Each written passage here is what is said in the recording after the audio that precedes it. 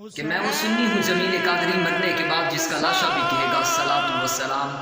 10 محرم الحرام یوم شہادت سیدنا امام حسین علیہ السلام۔ میں فقط اتنا کہوں گا کہ ایک دن ایک سکھ اپنے پیشوا کی بارگاہ میں جا کر کہتا ہے کہ بابا جی میں سفر پر روانہ ہو رہا ہوں، مجھے کوئی نصیحت عطا کر دے۔ تو بابا گرو نانک کہتے کہ بیٹا دوران سفر حسین علیہ السلام کو یاد رکھنا۔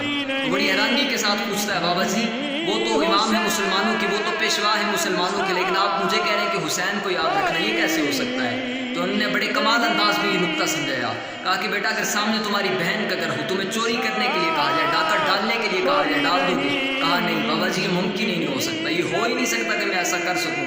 تو بابا جی نے پوچھا کیوں نہیں کر سکتے؟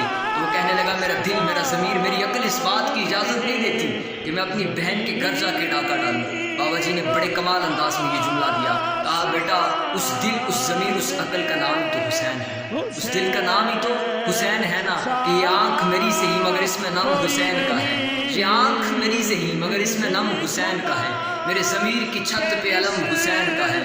کوئی مفتی آواز کو یہ خبر کر دو کہ یہ جو تم نماز پڑھتے ہو یہ بھی کرم حسین کا ہے، اور کسی یزید کی مدحت میں کیسے لکھوں، کسی یزید کی مدحت میں کیسے لکھوں، یہ ہاتھ میرا سی مگر قلم حسین کا۔